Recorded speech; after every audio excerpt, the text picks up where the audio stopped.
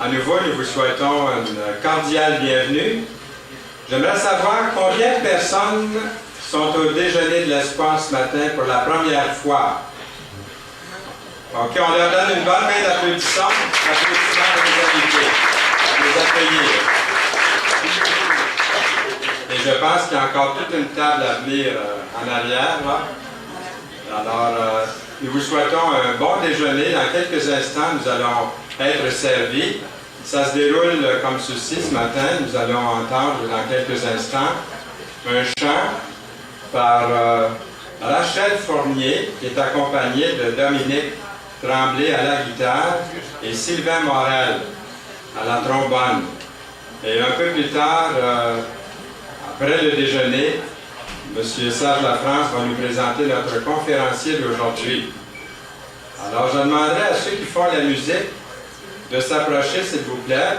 Et après la musique, je vais rendre grâce pour le repas. Alors, je vous demanderai de vous approcher. Nous allons les accueillir. Est-ce qu'on peut leur donner une bonne main d'applaudissement? Je vous demanderai d'être bien attentifs durant les chants. Ça fait partie du message. Donc, souvent, quand on va dans un restaurant, on entend la musique, puis on parle entre nous. Mais le déjeuner est un petit peu différent ici, le déjeuner de l'espoir. Quand on entend quelqu'un au micro, ou la musique, ou le témoignage, on arrête et puis on écoute parce que ça fait partie du programme. Alors, je vous souhaite un bon temps ensemble aujourd'hui. Nous vous écoutons.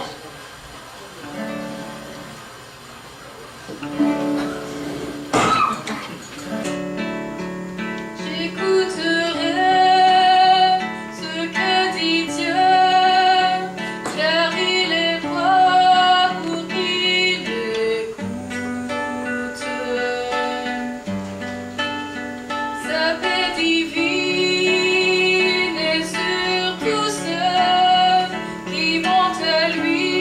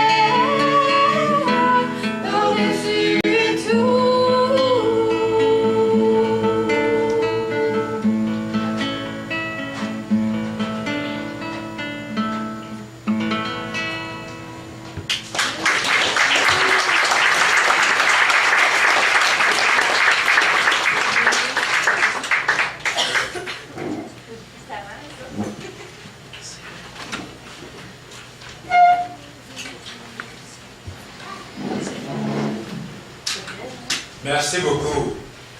En ce qui concerne les cartes de votre profil, on m'a fait remarquer qu'il serait intéressant d'avoir vos coordonnées, votre adresse de courriel si vous avez Internet ou votre adresse résidentielle. Donc, merci beaucoup d'avance. Je suis très heureux de vous présenter notre conférencier par l'entreprise de M. Serge Lafrance, que j'inviterai à venir au micro maintenant, pour nous faire une bonne présentation de notre conférencier ce matin.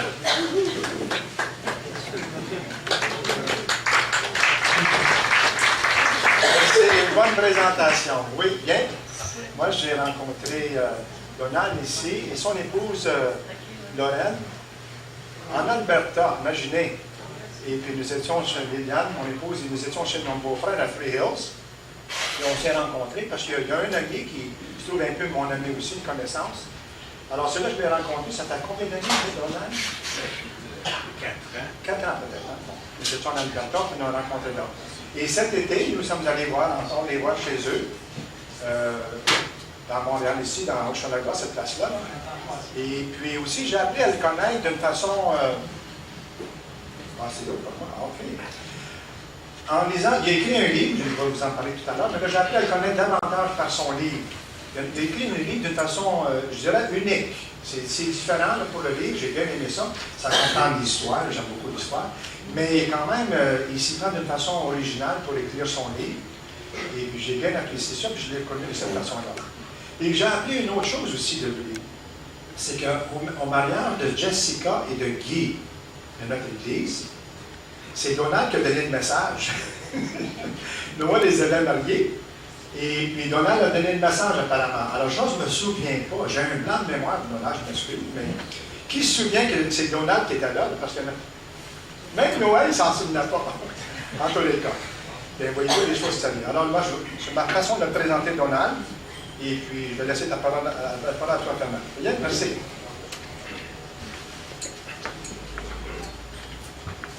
Nous accueillons Donald Gingras. Donald, vous allez nous parler de votre livre aussi. Oui. Donc, on vous laisse la parole. Soyez le bienvenu. On vous accueille chaleureusement. Merci.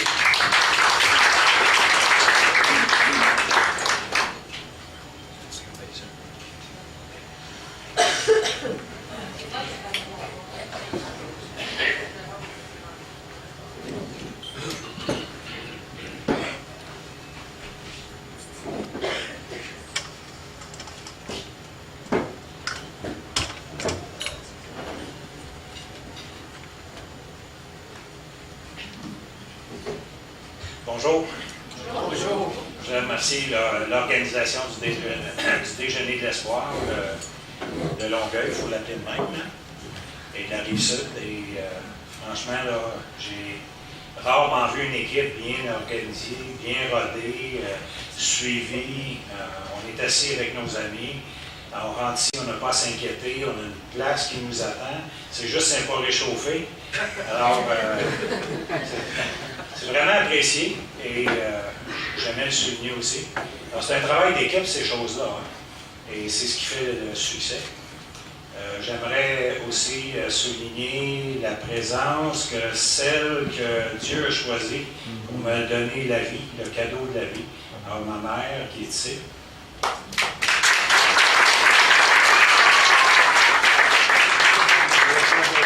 Ma mère va fêter ses 90 ans bientôt. Et quand j'étais en train d'écrire mon livre, elle me disait « Donald, tu penses-tu que je vais être capable de le lire à mon âge? » Et il arrive des événements comme ça qui sont vraiment... Il faut être attentif, il faut faire une lecture de ce qui se passe autour de nous. Puis ça a donné le ton à mon choix d'écriture et je me disais, si je ne suis pas capable d'écrire pour que ma mère comprenne le message, alors je passe complètement à côté. Alors, ça a été un événement important et ça m'a aidé à choisir la grosseur des lettres, ça m'a aidé à choisir le style, un style abordable.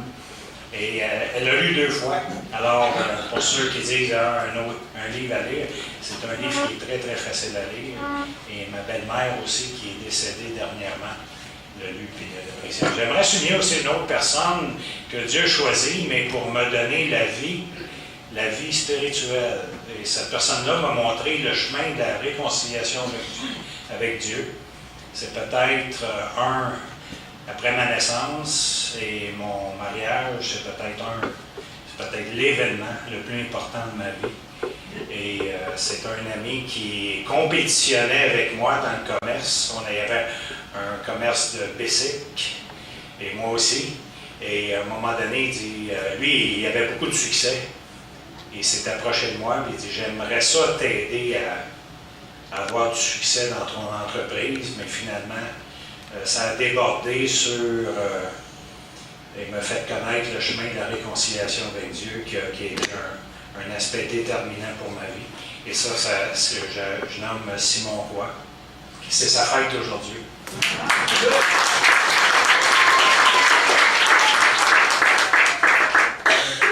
Je remercie mes amis de notre table là, à côté qui nous visitent aussi. Ça me fait énormément plaisir. Aujourd'hui, j'avais à cœur de vous parler de 2 choses. D'abord, mon cheminement personnel, mais qui est décrit dans le livre en parallèle avec le cheminement de Québec. Le Québec, j'en ai fait une personne dans mon livre. Et Québec, il vient me voir et il me dit « Donald, je suis tiraillé. » J'ai dit « Qu'est-ce qui se passe? » Alors, il dit « Il y a une partie de moi qui veut une famille parce que j'ai besoin d'être aimé puis d'aimer. » Il dit, il y a quelque part, j'ai besoin d'une famille, mais je sens. Puis d'un autre côté, je ne sens pas que j'ai ma place dans cette famille-là. Fait qu'il y a une partie de moi qui veut quitter la famille. Bon, mais j'ai dit, garde, là, il dit, peux-tu m'aider? J'ai dit, j'ai un ami qui est psychologue, alors tu pourrais aller le voir, puis il pourrait t'aider à débattre ça, cette affaire-là, à faire une trouvaille. Qu'est-ce qui se passe dans ton cœur, dans tes tripes? Et il cherche, il dit, comme je trouve pas à qui j'appartiens, je cherche mon identité, puis fait que je l'envoie voir mon ami qui est psychologue, conseiller en relation d'aide, et le livre, chaque chapitre du livre, si vous voulez, est une partie de la vie de Québec, comme on fait dans un bureau de psychologie. Alors le psychologue, il commence à sa petite enfance, ensuite son enfance, son adolescence, quand il devient adulte, puis il repasse toutes les parties de sa vie pour l'amener finalement à découvrir, elle est où cette recherche d'identité-là. Et c'est intéressant parce que parallèlement dans ma vie, j'ai vécu la même chose. Jusqu'à 36 ans. J'ai vécu cette recherche d'identité-là, la question pourquoi je vis, où on s'en va après la mort, d'où on vient, et qu'est-ce qui donne un sens à la vie? Et je vais vous en parler davantage. Alors, je travaille les 2 parallèlement. Et à la fin, dans le livre, Québec, là, il trouve ça... il dit, là, je suis tanné de parler de l'histoire, puis de mes échecs, puis qu'on a été conquis. Puis je suis tanné, ça remonte des blessures, puis il dit, tu peux pas me donner... tu peux pas m'amener à la guérison plus vite. Fait que quand on fait, moi je suis conseiller en relation d'aide, alors quand on fait de la relation d'aide avec quelqu'un, les gens disent dépêche-toi, guéris-moi, ça presse. Alors là, le psychologue, il dit, vers la fin du livre, il dit là, j'aimerais que tu rencontres ton ami Donald parce qu'il a vécu quelque chose. Comme toi. Il avait les mêmes tiraillements. Mais ce qu'il a vécu va t'aider à cheminer, à comprendre ce qui se passe dans ta vie. Alors, c'est ce que je veux vous parler aujourd'hui, de cette partie-là du livre, de la dernière partie. En termes concrets, du chapitre 11 à 14. Le livre est en vente ici après, à 20$ pour la conférence. C'est un livre qui se vend 25$ dans les librairies, plus les taxes, plus votre gaz, plus votre temps pour vous déplacer. Je suis en train de vendre. Profitez-en. Si vous l'achetez sur Internet, il va vous coûter 25$ chez moi, 25$ plus les frais de poste. Alors profitez-en. Si vous voulez vous faire un cadeau, c'est le temps. Et c'est ça. Ça me fera plaisir de vous en voir. Il y aura 2 personnes à l'arrière pour vous vendre le livre. Québec me rend compte à la fin du livre, après avoir travaillé avec son psychologue, après avoir vu, après avoir compris beaucoup de choses sur l'histoire, et à un moment donné, je dis à Québec, tu vois, le problème des relations au Canada, ton problème et le problème des autres, des groupes qui vivent ensemble, c'est un problème spirituel. Ah, il dit, lâche-moi avec ta religion, toi. Il dit, la religion, j'en ai assez entendu parler. J'ai dit, je sais, regarde ce que la religion a fait à notre pays. Regarde ce que la religion fait dans le monde. J'ai dit, moi, je suis contre la religion. Il dit, quoi? Tu es contre la religion? Je dis, oui. La religion qui est faite par les hommes, qui est organisée par les hommes, au nom de Dieu, mais qui sert les intérêts des hommes, j'en ai rien à foutre, mais c'est pas ça que je veux te parler. J'ai dit, c'est un problème de valeur qu'on vit. C'est un problème de... Mais tu comment ça? J'ai dit, garde, on va faire un retour sur ce que tu as fait avec ton psy. J'ai dit, garde en Europe, qu'est-ce qui est arrivé exactement? J'ai dit, je vais juste te montrer que c'est une question de valeur, c'est un problème spirituel. Qu'est-ce qui est arrivé? C'est qu'on était en Europe. Il dit, oui, je le sais. Il dit, c'est moi qui étais là. Bon. Ben, j'ai dit, notre petite enfance est partie de là. Alors, qu'est-ce qu'on a transporté en Amérique? Fait que, ben, il dit, je ne sais pas trop, je ne sais pas où tu vas en venir, là, mais j'ai dit, garde, te souviens-tu que du 10e siècle au 15e siècle, on était en bataille constante contre les Anglais? Il dit, oui. Fait qu'on n'a pas appris ça au Canada, là, se battre contre les Anglais. Il dit, ben non. Il dit, on s'est battu durant 5 siècles. On a transporté ça au Canada. Je dis, OK. J'ai dit, une autre chose qu'on a transportée en Amérique. Te souviens-tu qu'il y avait des conflits entre les protestants, la religion de Luther et Calvin, pour les Français, ceux qui étudiaient la Bible contre les catholiques? Il dit, bien sûr.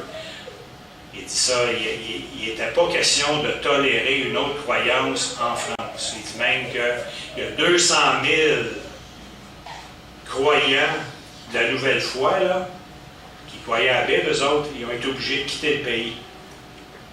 Il y a eu des massacres. On a tué 20 000 personnes à La Rochelle parce qu'ils croyaient en Jésus-Christ. Parce qu'ils n'étaient pas d'accord avec la religion qui était exprimée, qu'il y avait une autre. On a fait aussi des massacres sanglants dans d'autres villes. Fait que j'ai dit, on a transporté en Amérique l'intolérance religieuse. Fait que Québec, il dit, ben, il n'y en a plus d'intolérance religieuse aujourd'hui, tu peux faire ce que tu veux. Alors j'ai dit, il n'y a plus d'intolérance. Donc on tolère toutes les croyances, oui. J'ai dit, va-t'en sur la place publique, puis dis que tu es pour le mariage entre un homme et une femme. Tu vois comment on tolère. Ouais, il dit, c'est vrai.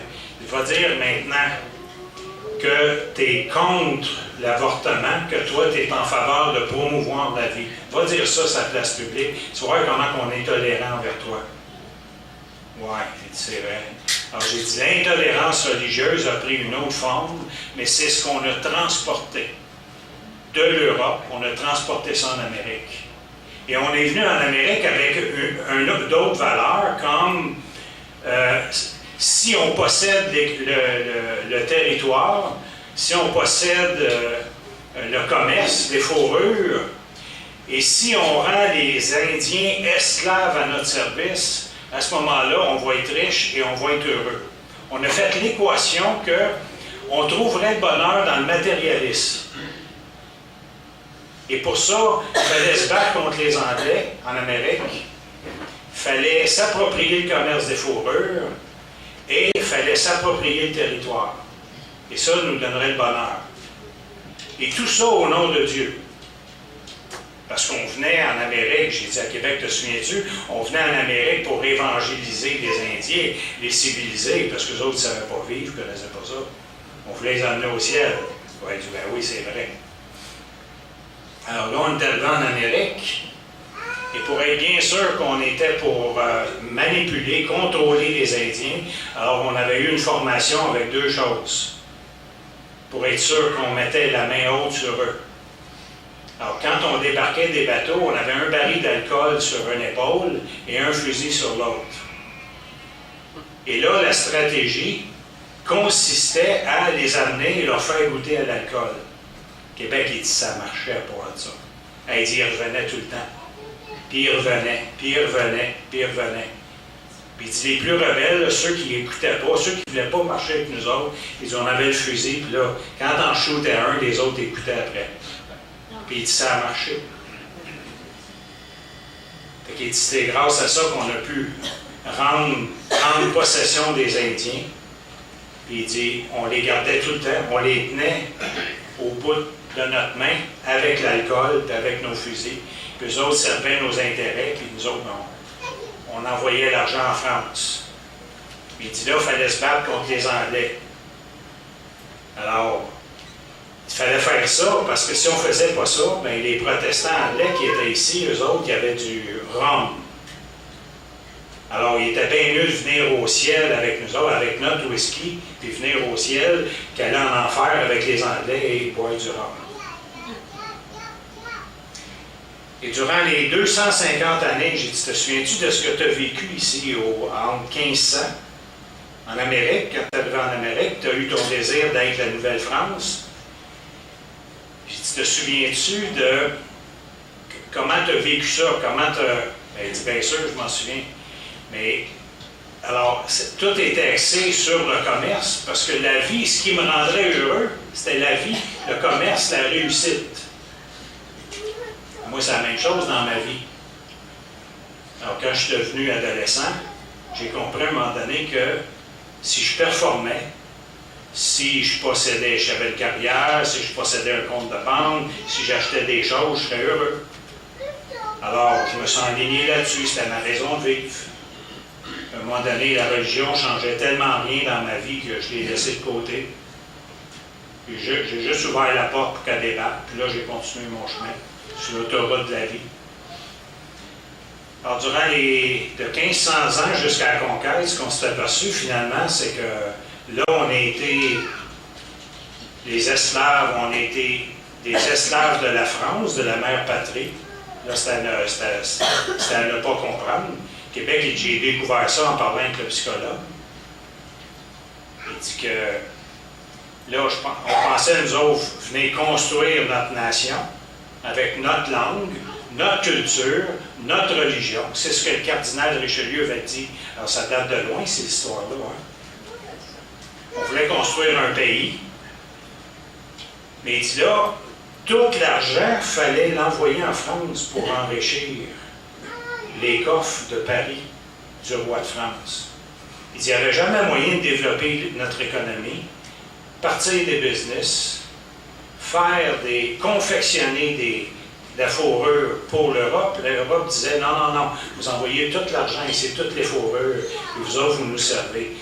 Et je ne comprends pas.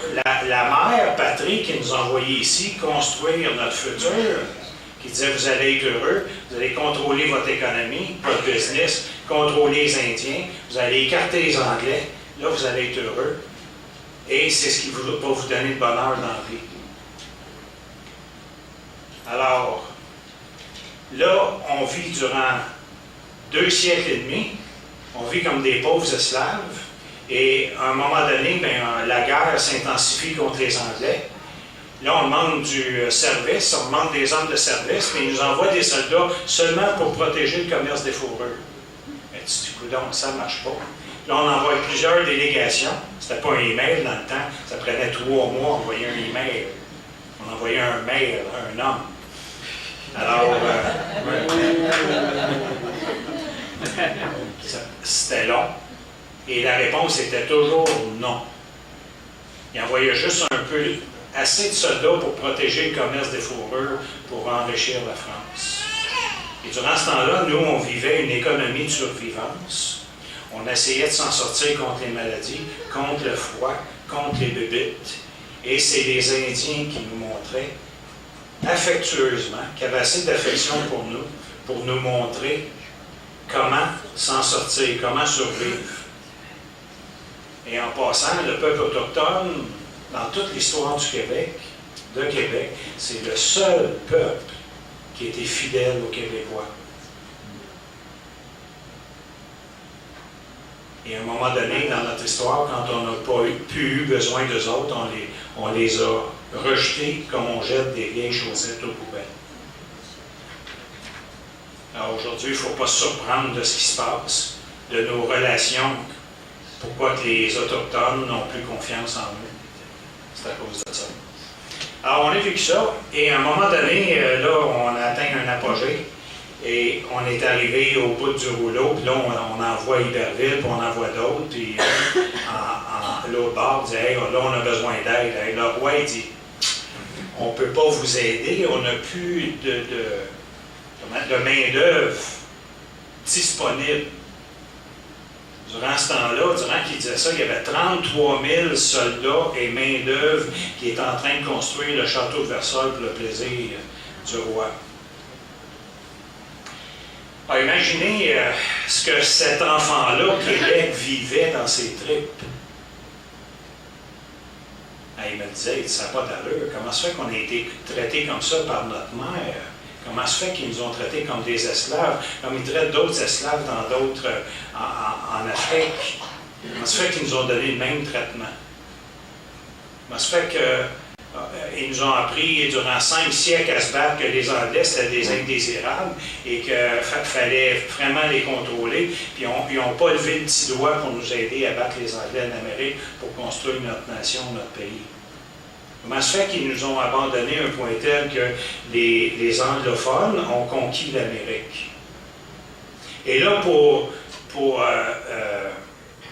mettre la cerise sur le sundae, après que les Anglais aient conquis l'Amérique, bien là, la France s'est retournée de bord et a dit aux Anglais, bien, on va faire un marché ici. On va vous vendre nos enfants puis tout le territoire d'Amérique contre 2 petites îles et un droit de pêche dans l'océan Atlantique. Alors, la mère patrie nous a vendu, nous, ses enfants. C'est ce que Québec me disait, et j'en viens pas. Ils nous ont vendus aux Anglais, nos éternels ennemis. Ça faisait 750 ans qu'on se battait comme eux autres, comme des personnes indésirables, puis ils nous vendent à eux autres pour 2 petites îles, mais ils disent là, j'en viens pas. Quelle mère ferait ça à ses enfants? Ça n'a aucun bon sens. Puis sinon, on s'est retrouvés dans la famille canadienne. La famille canadienne. Ouais, on a formé une famille. Ouais, mais il dit c'était de connivence, on n'avait pas bien le choix. Ben, je dis c'est ça. La révolution américaine s'en venait. Les Américains, qui étaient des Anglais rebelles à Londres, voulaient tous conquérir l'Amérique. Alors, les 3 groupes fondateurs du Canada, les Indiens, les Anglais et les Français, ils ont dit, bien là, on est mieux de faire un marché parce qu'on a un ennemi commun, tout le monde va perdre. Alors, le gouvernement anglais, britannique, ils ont dit, regardez, là, vous êtes dans la famille anglaise, on va former une famille anglaise, c'est le Canada, puis là, on va former une famille reconstituée, en union commune. Hein? On vit ensemble, on voit si ça marche, puis là, on a un ennemi commun. Fait que là, on a décidé de vivre ensemble. Là, c'est le fun parce que au moment où on était conquis, d'une certaine manière, bien, au lieu d'être massacrés sur la place publique, parce que les peuples qui étaient conquis, ils pouvaient être massacrés. Il y avait 3 options. Ils pouvaient être massacrés sur la place publique, assimilés ou bien non déportés, comme on avait fait avec les Indiens. On les a assimilés, comme on les a persécutés aussi, comme on a fait avec on a persécuté les Huguenots, les croyants, qu'on a fait sortir de la France et qu'on a fait sortir de l'Amérique, d'ailleurs, ici, durant les 250 premières années. Et comme on a fait aux Acadiens, on les a déportés. Alors là, nous, on avait peur à la conquête, là. On avait peur d'être soit tués, on avait peur d'être déportés, ou on avait peur d'être assimilés. Alors là, on était comme emprisonnés. Puis on était pris, on n'avait plus d'économie parce qu'on n'avait rien. La France ne nous avait jamais permis de développer notre économie. Alors on était pauvres, on avait juste nos maisons puis nos jardins dans nos cours pour survivre d'agriculture. Et là, qu'est-ce qui est arrivé? C'est que l'Église a dit, wow, là on a une occasion de faire un marché avec l'Angleterre. Dans cette famille canadienne-là, on va faire un deal. Alors là, ils nous ont fait des accommodements raisonnables. Ça vous dit quelque chose? On a besoin de vous autres, parce que sans vous autres, les Canadiens, il y a 65 000 Canadiens français, on a un trou, on a un problème. Sans les Indiens, on a un problème. Alors vous autres, vous allez être les deux groupes d'immigrants dans la famille. Vous allez faire partie des enfants de la famille reconstituée. Puis on va vous faire des accommodements raisonnables. Dans le fond, pas parce que ça fait notre affaire, mais parce qu'on est obligé. Un accommodement raisonnable n'est jamais donné parce que ça fait notre affaire. Et aujourd'hui, on répète l'histoire de la même manière. Si on veut comprendre pourquoi dans notre histoire on a des problèmes, c'est parce qu'on invite des immigrants ici parce qu'on n'a pas le choix. On n'a plus d'enfants pour prendre la relève, pour avoir une main-d'œuvre, pour développer notre économie. Alors, on va faire banqueroute au niveau de notre économie si on n'invite pas des immigrants pour faire la main-d'œuvre. Et là, on leur donne des accommodements raisonnables. On ne leur en donne pas trop. Puis dans le fond, c'est pas qu'on veut d'eux autres, on ne veut pas d'eux autres. Si on est honnête, on ne veut pas des immigrants. Parce qu'on se dit, regarde les troubles que de plus en plus, avoir des immigrants, ça nous donne des troubles. Parce que notre histoire nous a appris à penser à nous autres d'abord. Moi. Si je contrôle le territoire, si je contrôle la business, si je contrôle l'argent, si je contrôle le commerce, moi. Et c'est notre héritage que notre histoire nous a laissé. Que la vie va marcher pour nous, que le bonheur, on va l'avoir, que si on possède des choses. C'est l'évangile de la prospérité, si vous voulez. L'évangile de la possession. Alors aujourd'hui, on sert le même traitement aux immigrants qu'on nous a servi. Et là, on avait 250 ans de la conquête, on avait 250 ans de conflits, de guerre, où on s'entretuait, puis là, tout d'un coup, on forme une famille. Puis on forme le Canada. Puis là, on dit aujourd'hui, si tu demandes aux gens, je me promène à travers le Canada pour donner des conférences, est-ce que le Canada a été construit sur des bases chrétiennes? Les gens disent oui, c'est un des pays chrétiens au monde, des plus chrétiens. Là, tu dis là, allez faire vos devoirs. Parce que où est le christianisme dans ce que je vous ai raconté? Où sont les éléments du christianisme? C'est pour ça que Québec, il dit, toi, ta religion, laisse-moi tranquille, j'en ai ras-le-bol. C'est parce que durant toutes ces années-là, les leaders, il y a eu durant 400 ans, les leaders religieux des deux côtés, les leaders protestants anglais et les leaders catholiques français s'affrontaient. Ils s'affrontaient avec les mêmes priorités, que les mêmes valeurs que les leaders politiciens. Où on se servait des gens, on voyait les gens comme des outils, on les manipulait. Pourquoi? Pour contrôler le territoire, pour contrôler le commerce, pour contrôler l'économie. Les gens étaient des outils au service de l'État, au service des chefs politiques et des chefs religieux. Alors les gens voyaient que l'amour du prochain arrêtait à la clôture de la paroisse. Ils ont vu un évangile de haine envers les autres groupes. Ils ont vu un évangile de prospérité. Un évangile de prospérité au niveau de l'acquisition du territoire, au niveau de l'acquisition des richesses du pays. Et ils ont vu ce que ça a donné. C'était conflit par-dessus conflit, par-dessus conflit, par-dessus conflit. Et de 1760 jusqu'à 1960, on a vécu un des accommodements raisonnables, c'est qu'on vivait dans nos paroisses. Et dans nos paroisses, c'était sous le contrôle de l'Église, de nos curés, curé, c'était le pape sur sa paroisse. Et là, il contrôlait l'imprimatur. Tout ce qui était écrit était contrôlé. On ne pouvait pas aller plus qu'une troisième année. On était d'abord des fermiers. On a dit aux Anglais, dans les accommodements raisonnables, on va vous laisser développer toute l'économie, prenez tout le commerce, prenez le marché. Nous, on va faire des fermiers avec nos gens.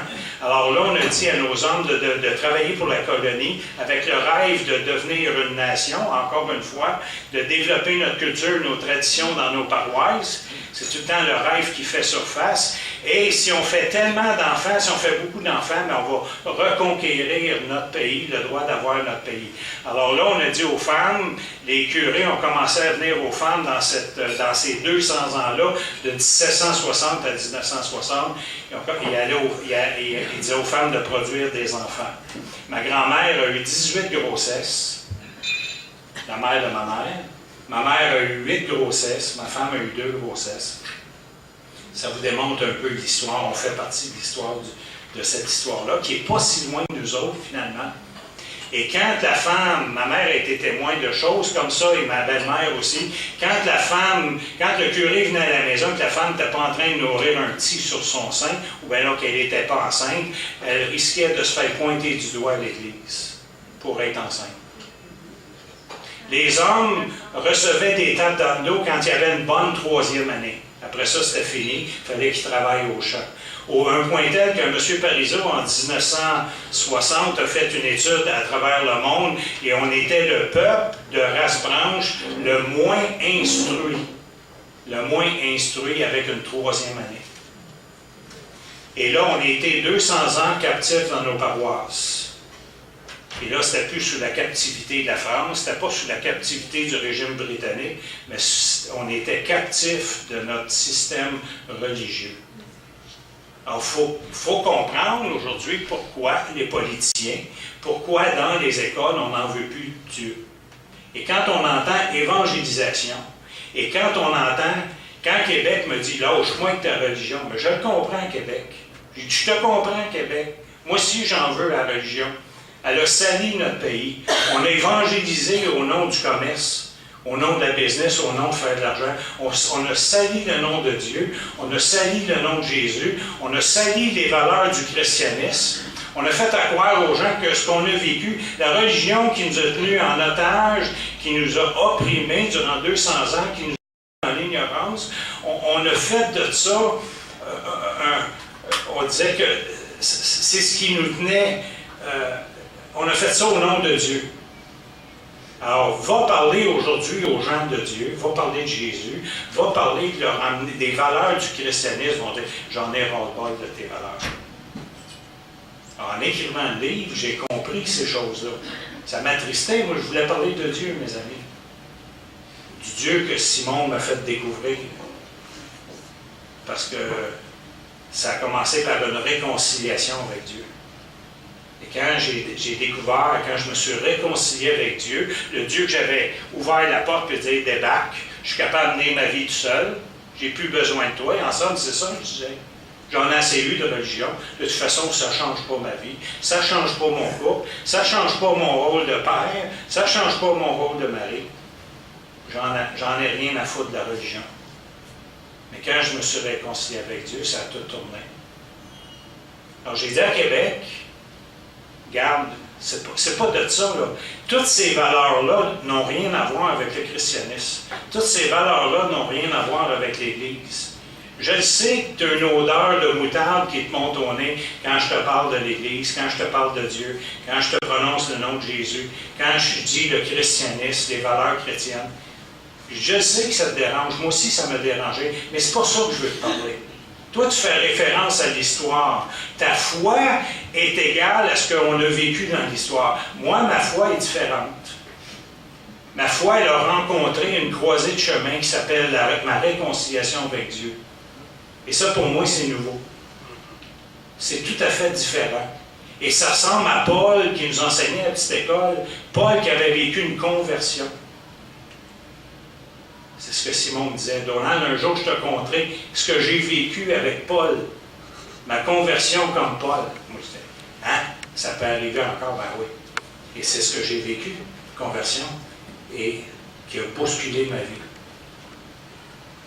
Alors, j'amène Québec et je dis, le problème, moi, ce que je veux te parler, c'est l'évangile de la réconciliation. Il dit, quoi? L'évangile de la réconciliation? Nous autres, qu'on s'est fait enseigner de posséder le matériel, de posséder, c'était nos valeurs, de posséder l'économie, même de battre les Anglais, de rendre esclaves les Indiens, l'évangile de la réconciliation. Il dit, j'ai jamais entendu parler de ça. Je ne connais pas ça, cet évangile-là. J'ai dit, c'est justement, c'est ça que je veux te parler. Parce que c'est ça qu'on m'a parlé. Et c'est ça que j'ai découvert dans la parole de Dieu. J'ai découvert l'Évangile. C'est pour ça qu'il ne voulait pas qu'on lise la Bible. C'est pour ça qu'il ne voulait pas qu'on ouvre le Nouveau Testament. Puis il disait que les prêtres disaient, hey, c'est bien trop dur, c'est bien trop compliqué de lire la Bible. J'ai dit, c'est pas compliqué. Si Dieu nous a donné la Bible, c'est parce qu'il voulait nous parler. Il voulait s'adresser à nous.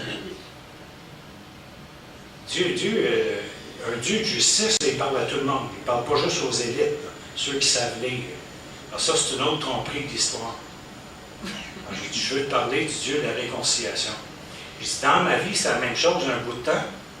Ma vie, moi, je marchais là, hein? Je voulais produire comme toi avec le commerce des fourrures. Je voulais construire ma vie comme toi, tu voulais construire ta nation. Puis là, ben, je voulais réussir, puis au point que j'ai travaillé 18 ans dans ma vie avec une moyenne de 90 heures par semaine. Ma femme, ça aimait ça. Alors, j'étais apprécié sur la place publique. J'allais me nourrir là. Les gens disaient, Donald, c'est un gars disponible. Donald, c'est un gars qui en donne. Tu l'appelles 24 heures sur 24, c'est un hôpital chez nous. Hein, il faut appeler 24 heures sur 24, j'étais prête à dépanner tout le monde, sauf ma femme et mes enfants. Puis je voulais réussir. À l'âge de 33 ans, et ça, j'y raconte tout ça, là. Tout est dans le livre, là, ce que je vous dis là. J'y raconte, à 33 ans, on m'a fêté. Ben, l'âge pour fêter, hein, c'est l'âge du Christ. Je veux dire, je me suis fait crucifier ce soir-là. On a fait un bien cuit. Un bien cuit, vous savez c'est quoi? C'est une fête qu'on fait envers quelqu'un, puis il y a différents orateurs qui parlent pour parler des performances, de la réussite. À 33 ans, on voulait parler de mes réussites. On fêtait mes 15 ans de bénévolat dans le sport, et je vous dis, ça faisait dur ce soir-là, puis je me pensais comme un gars de 65 ans qu'on envoyait à la retraite. À 33 ans, on fêtait mes succès sportifs. Fait qu'il fallait que je sois présent sur la place publique pour qu'on fasse ça. Ce soir-là, j'étais tout fier, le maître Ville-d'Anjou s'était déplacé. Pierre-Marc Johnson, premier ministre du Québec alors, avait tassé son horaire pour venir faire un bout de soirée avec nous autres. Je portais ça fièrement dans mon curriculum vitae. Et je me souviens, durant que l'orchestre jouait, mon meilleur ami vient me voir durant la soirée. Il y a à peu près 300-400 personnes. Et on avait fait venir des gens depuis mon enfance, tous ceux qui avaient eu de l'influence dans ma vie. Et l'orchestre joue, les gens sont en train de danser, c'est le party. Mon chum vient me voir et il dit, Donald, il dit, c'est extraordinaire, il dit, t'es notre modèle, t'es notre idole. Il dit, toi, t'es une réussite dans la vie. Puis là, vous savez, une machine à boules qui ne marche pas, ça fait til, til, til, til. Là, il y a des cloches qui sonnaient dans ma tête. Puis il dit, t'es notre... et je suis content d'être ton chum. Puis là, il me regarde dans les yeux, il dit, coudon. Il dit, c'est quoi qu'il y a là? C'est quoi qui se passe? Je t'ai jamais vu avoir l'air aussi triste. Mais j'ai dit, si c'est ça la vie, c'est con, j'aime mieux mourir. Je voudrais me voir 6 pieds sur terre ce soir. Et je suis en pleine réussite. J'ai atteint tout ce que j'ai rêvé dans la vie. Alors, au Québec, il dit, bon, puis, qu'est-ce qui s'est passé? Ben, j'ai dit, là, j'ai cheminé, puis ma vie était vide, puis les gens, ben, ils me demandaient de m'impliquer plus. Puis moi, j'allais me nourrir sur la place publique. Puis en donnant du temps, les gens disaient, t'es donc bien fin, t'es donc bien bon, t'es donc bien disponible. Puis je me nourrissais là-dedans. Et plus je me nourrissais, plus mon couple est en train de s'effriter. Plus mes enfants regardaient ma femme pleurer à la maison.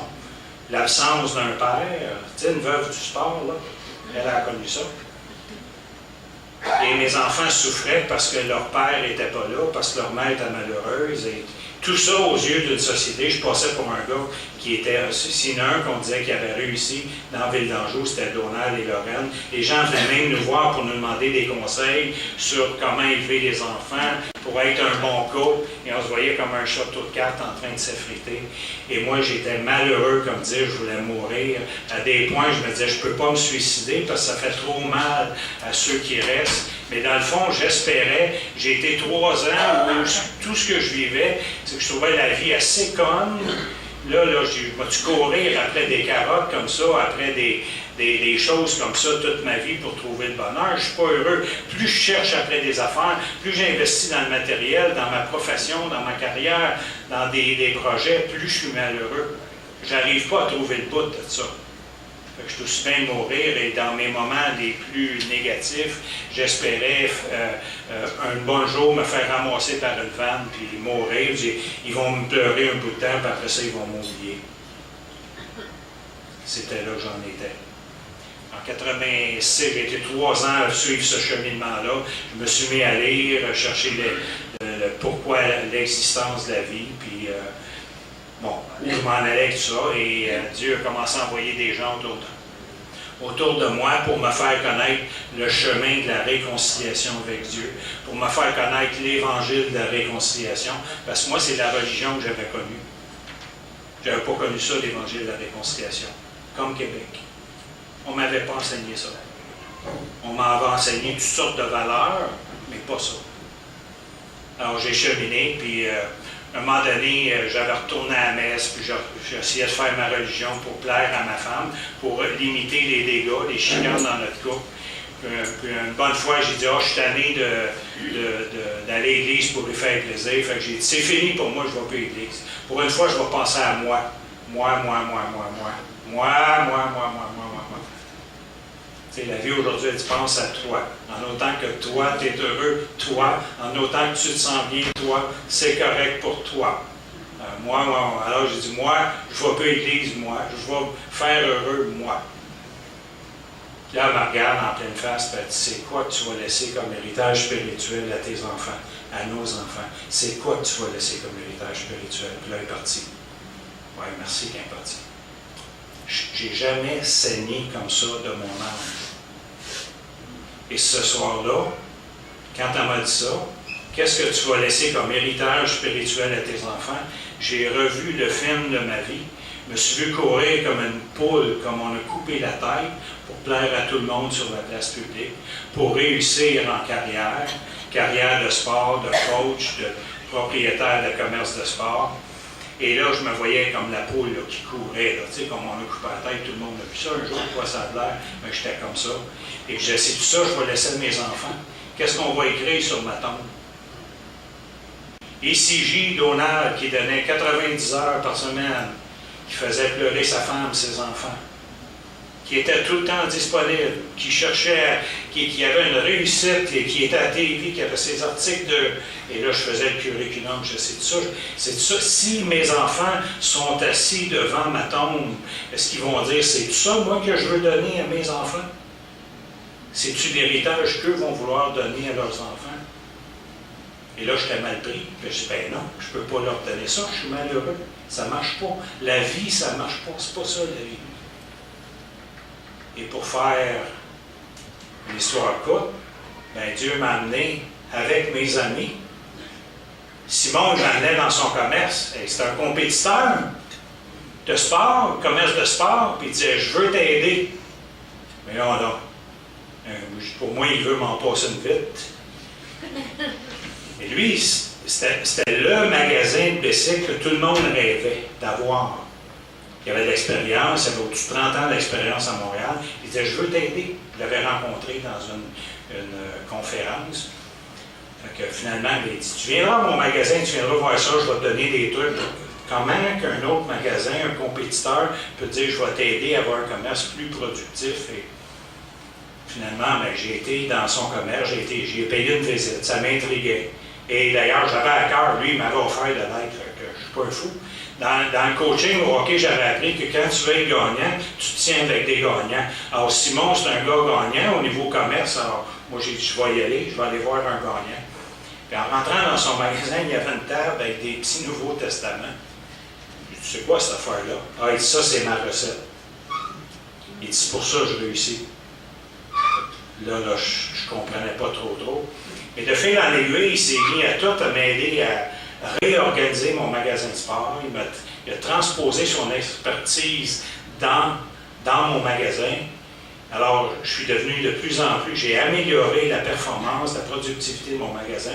Mais le plus important, c'est qu'on s'est liés d'amitié. J'ai vu d'autres valeurs dans ce qu'il vivait. Que le profit à tout prix, puis performer, puis paraître. Et lui, ce qui est important, c'est sa relation avec son Dieu. Il dit, quand tu seras prêt, je t'en parlerai. Puis quand je le décris, je le décris un peu comme ça. J'ai dit, Simon venait me voir, puis il disait, il venait à la pêche avec moi. Puis il disait, quand tu seras prêt, je t'en parlerai de mon témoignage. Quand tu seras prêt, je te parlerai de ma réconciliation avec Dieu. Puis là, je le regardais, puis c'était un bon ami. C'était pas quelqu'un qui sautait sur moi, mais il s'intéressait à moi. Il avait à cœur de me faire connaître Dieu, le Dieu de la réconciliation. Et un soir, on a été souper chez eux, avec ma femme, sa femme. On a eu un bon souper. Et là, on est sorti de chez eux à 2h30 du matin. Et ce soir-là, qu'est-ce qui est arrivé? C'est qu'il nous a fait connaître le chemin de la réconciliation avec Dieu. On a chanté tantôt Jésus crucifié. Pourquoi Jésus s'est fait crucifier? Pourquoi Dieu est venu sur la terre, a pris la forme d'un homme et il a souffert tout ce qu'il a souffert? Alors, je vais vous partager juste deux passages et je vais conclure ma conférence avec ça. Vous pourrez lire les détails du reste du dialogue dans mon livre.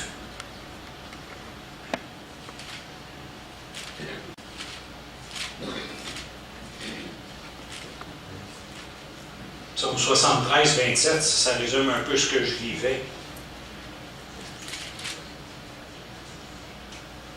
Voici, ceux qui s'éloignent de toi périssent. Ceux qui s'éloignent de Dieu périssent. Dans une autre version de la Bible, c'est marqué « Nul ne peut trouver satisfaction en dehors de Dieu ». Et c'est ce que je vivais. Et ce que Dieu m'a fait comprendre, c'est que Jésus est mort pour nous réconcilier avec Dieu. Puis ça, c'est québécois. Parce qu'au Québécois, avec le nombre de divorces, avec le nombre d'échecs relationnels qu'on a eus, toutes nos relations dans l'histoire, on a manqué notre coup. On a manqué notre coup avec les Anglais, avec la France. On est en train de manquer notre coup avec les immigrants. On a manqué notre coup avec les Autochtones. Partout, on a manqué notre coup. Là, on a les plus hauts taux de divorce au Canada. Les femmes qui sont seules avec des enfants, on a le plus haut taux de pauvreté. Les statistiques, mettez-les. Pourquoi? Parce qu'on a adopté des valeurs en cours de route qui n'ont rien à voir avec Dieu, avec le christianisme. Et Dieu nous dit, réconciliez-vous avec moi, avec mon plan. Pas avec la religion, avec mon plan. Alors 2 Corinthiens 5 nous dit, c'est devenu mon verset, c'est le verset de mon livre, c'est le passage biblique que je cite, qui est au cœur de mon livre.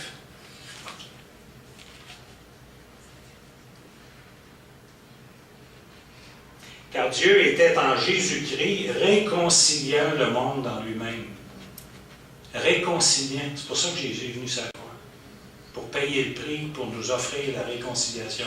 Parce qu'il n'y a pas un humain qui peut se payer ça. En n'imputant point aux hommes leur offense. C'est quoi l'offense? C'est que toutes nous autres, tôt ou tard, on a dit à Dieu, débarque, je veux vivre ma vie par moi-même. On a ouvert la porte.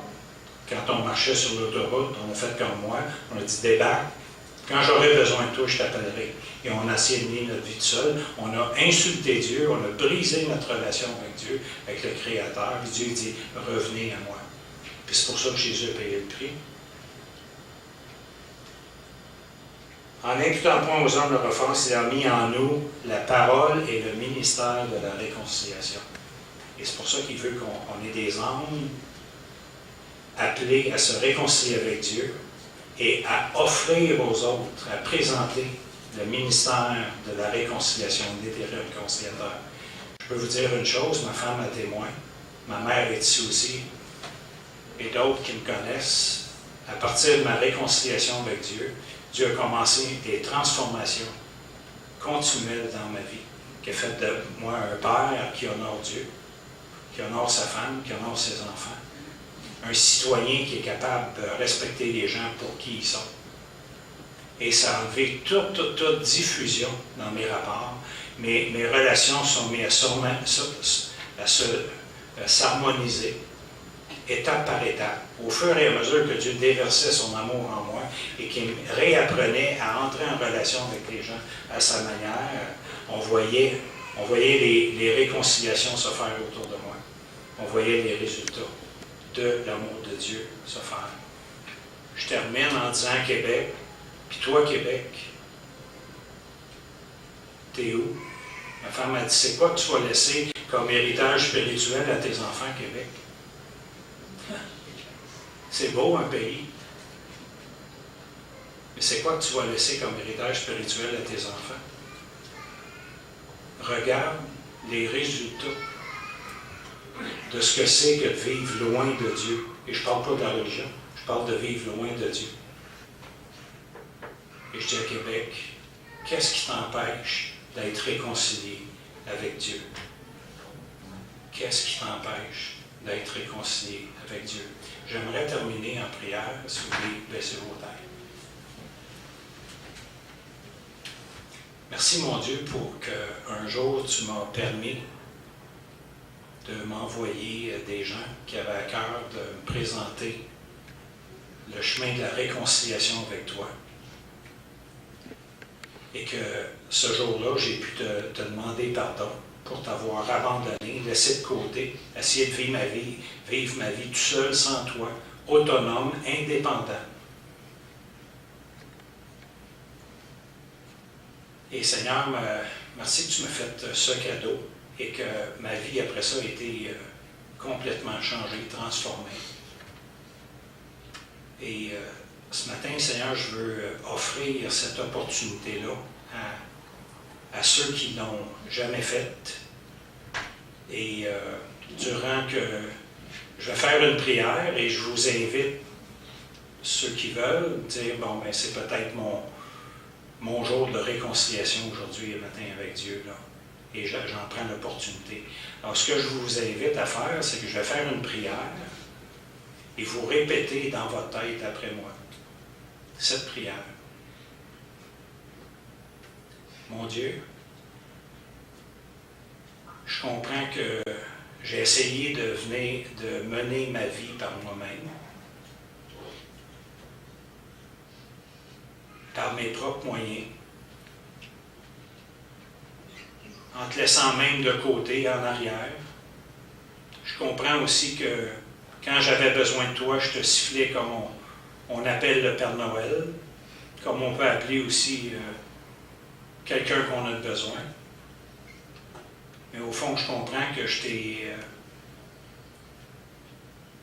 blessé en essayant de vivre une vie indépendante de toi.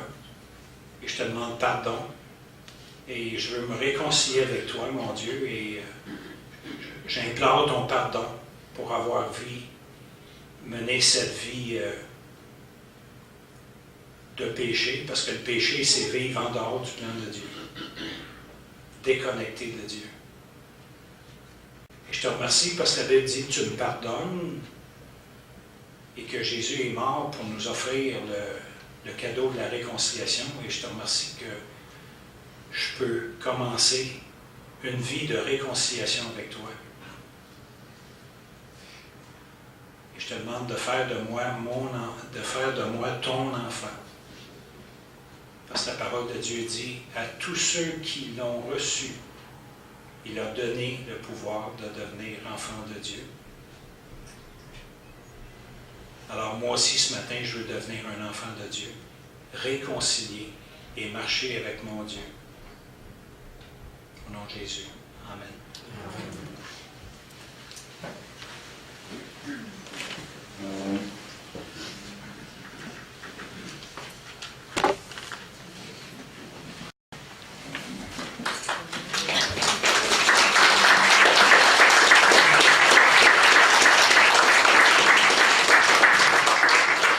Merci beaucoup, Donald Gingras, pour avoir la suite ou le suivi. N'oubliez pas, il y a un livre en arrière que vous pouvez acheter après pour pouvoir continuer à vous alimenter. Et aussi, la chose la plus importante, c'est ce qu'il a dit à la fin. Et ça me rappelle du Seigneur de la Bible qui dit, c'est Jésus qui parle, il dit « Je me tiens à la porte ». Ça, c'est la porte de notre cœur. Hein? Je me tiens à la porte et je frappe. Si quelqu'un entend ma voix et ouvre la porte, j'entrerai chez lui. Alors j'inviterai nos chanteurs, notre équipe de musique ce matin à venir. Et pendant qu'ils chantent, tel que je suis, je viens à toi. Si ce n'est pas déjà fait, est-ce qu'il y a quelqu'un ici ce matin qui dit, tel que je suis, je sais que le Seigneur me prend et je viens à lui ce matin. Est-ce que vous voulez, en écoutant ce chant, répondre à la parole du Seigneur et au message que nous avons entendu? Alors, nous vous écoutons.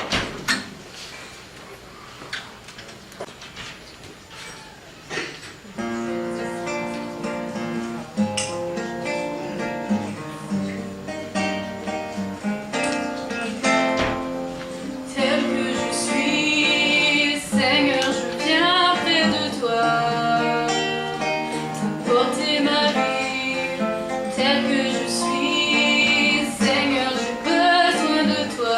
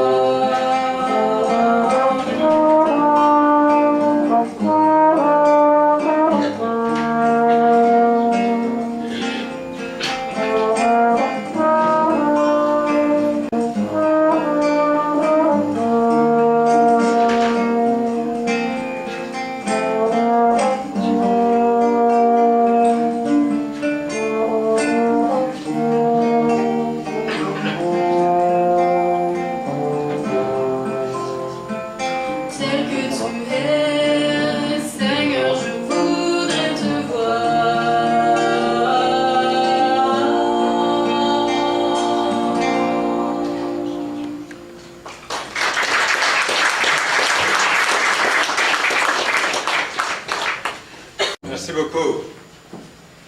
Et à nouveau, nous voulons souhaiter une bonne journée à chacun de vous. Merci aux bénévoles, merci au personnel du restaurant. À quand nous reverrons-nous, Dieu voulant, l'année prochaine, au mois de mars, on va organiser une nouvelle année dans sa volonté. Nous vous souhaitons une agréable fin de semaine. Portez-vous bien. Au revoir.